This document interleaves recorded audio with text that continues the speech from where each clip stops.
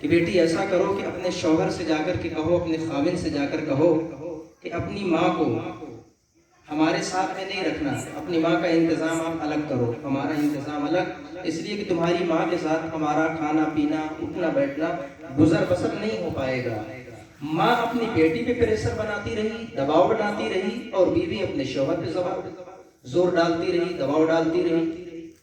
شوہر کسی طریقے سے اس مسئلے سے گزرتا گیا۔ اب ایک طرف تو ماں کی بھی محبت ہے، ایک طرف بیوی کی بھی محبت ہے، لیکن بیوی کا پریشر زیادہ، دباؤ زیادہ، آخرکار وہ بیچارہ ہوا مجبور۔ جب مجبور ہوا تو آخری فیصلہ لینا پڑا کہ ماں کو کہیں نہ کہیں انتظام کرنا پڑے گا۔ تو اس نے سوچا بستی میں انتظام کر دیا جائے، گاؤں میں کسی دوسرے مکان میں اسے شفٹ کر دیا جائے، لیکن بیوی نے کہا کہ بستی کے اندر نہیں، آبادی سے باہر کہیں لے جا کر کے جنگل میں انتظام کرو، اس لیے کہ ان کی آواز سے بھی ہمیں نفرت ہے، ان کے چہرے سے ہمیں نفرت، ان کی بولی سے ہمیں نفرت، ان کے وجود سے ہمیں نفرت ہے۔ خیر بیٹا مرتا نہ کیا کرتا، مجبوراً جنگل میں لے جا کر کے اپنی ماں کو رکھنے کے لیے اور چھوڑنے کے لیے پورا ارادہ کر لیا۔ اور وہ جنگل ایسا تھا کہ اگر دن میں کوئی پہنچتا تھا تو ایسے خطرناک جانور وہاں تھے، درندے رہتے تھے کہ دن میں نوالا بنا لیتے تھے، دن میں حملہ کر کے انسان کو نوچ کھاتے تھے۔ اب اس جنگل میں لے جا کر کے اس نوجوان نے اپنی ماں کو جنگل میں لے جا کر کے رکھ دیا، لیکن جس کا سینہ حسد سے محفوظ ہوتا ہے تو اللہ کی رحمتیں بھی اس کے ساتھ میں ہوتی ہیں، جس کے سینے میں حسد کی آگ نہیں ہوتی اللہ کا کرم بھی شامل حال ہوتا ہے۔ بیٹے نے لے جا کر کے جنگل میں ماں کو چھوڑ دیا، اس کا سینہ حسد سے محفوظ تھا، بیٹے کا بھی سینہ بھی حسد سے محفوظ تھا۔ جنگل میں چھوڑنے کے بعد بیٹا تو گھر آ گیا، اب اس نے دل میں سوچا کہ اب میری ماں کو شام ہونے والی ہے، جس جہاں دن میں انسان جانے سے گھبراتا ہو، ڈر کھاتا ہو، اب جب رات کا عالم ہوگا، درندے آئیں گے تو میری ماں پہ کیسے حملہ کریں گے، کیسے نوچیں گے، کیسے بے چین ہوگی۔ ساری رات کو بیٹا پریشان رہا، لیکن جب صبح ہوتی ہے ادھر ماں جنگل میں ہے اور اللہ نے ایک فرشتے کو حفاظت کے لیے مقرر فرما دیا۔ جنگل کے درندے کے آئے، فرشتہ آ کر کے پوچھتا ہے ضعیفہ ماں، اس کے آنکھوں کی بینائی بھی ختم ہو چکی تھی، آنکھوں سے معذور بھی تھی، ادھر اس نوجوان کی بیوی کی ماں جسے اس نوجوان کی ساس آپ کہہ لیں، وہ بھی آنکھوں سے مجبور تھی، لیکن حسد کی بیماری میں مبتلا تھی۔ جب ماں کو جنگل میں چھوڑنے کے بعد آیا، اللہ نے فرشتے کو مقرر فرما دیا۔ فرشتہ آ کر کے پوچھتا ہے ضعیفہ ماں ذرا بتاؤ تم نے آوازیں کیسی سنی؟ ضعیفہ خاتون عرض کرتی ہے نوجوان آنے والے مسافر، یہ تو بکریوں کی آواز ہے، یہ تو گایوں کی آواز آ رہی ہے، یعنی جنگل کا درندہ کوئی خاتون کے پاس نہیں پہنچ پایا، بلکہ اللہ نے بکریوں کو قریب کر دیا، گایوں کو اس کے قریب کر دیا۔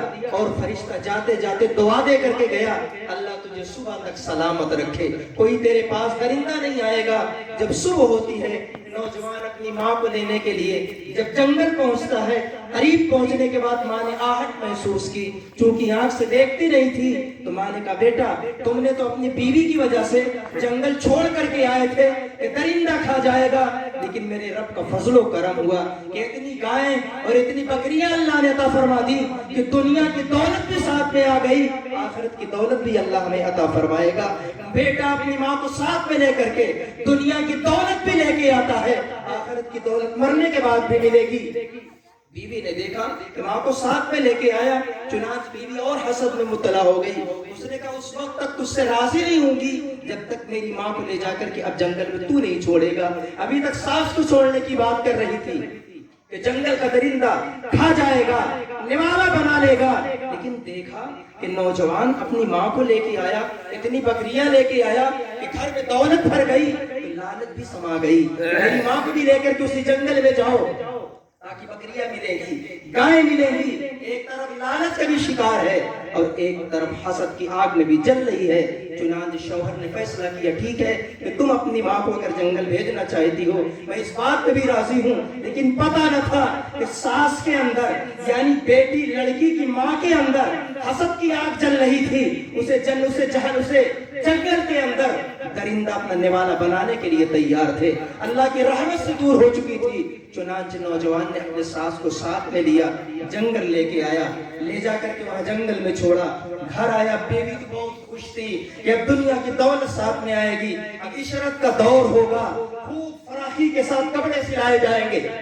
दौलतें साथ में होंगी, घर भरा होगा, जो सामान चाहे खरीदा जाएगा।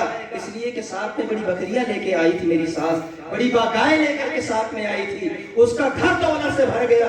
लेकिन उसको पता न था कि अल्लाह का कहर इसकी माँ पर बरसने वाला है। चुनांचे छोड़ करके जंगल में आया उसका दामाद। जब सुबह होती है, लेने के लिए पहुंचता है, तो जंगल के दरिंदों ने हमला किया। हमला करने के बाद उसके गोश्त को निवाला बनाया, सिर्फ हड्डियां बची थी। नौजवान निशानी के तौर पे हड्डियां लेके आया और बीवी कहती है, ये क्या लेके आया? मैंने तो सोचा था कि तू दौलत दुनिया लेके आएगा, तू बकरियां लेके आएगा, जैसे माँ के साथ में तू दुनिया की दौलत लेके आया था। लेकिन उसको पता न था कि हसद की ये आग इंसान को दुनिया में भी जला देती है, मरने के बाद आखिरत की आग में भी उसे जलना पड़ेगा। चुनान जब देखा कि माँ की लाश नहीं, हड्डियां आई है, तो चुनान बेहोश होती है और वो भी दुनिया से इंतकाल कर जाती है। यूं हसद की आग ने माँ को भी दरिंदों ने निवाला बना दिया और हसद की आग की बुनियाद पर ये लड़की भी दुनिया से इंतकाल कर गई। न इसे दुनिया मिलती है, न इसे आखिरत मिलती है।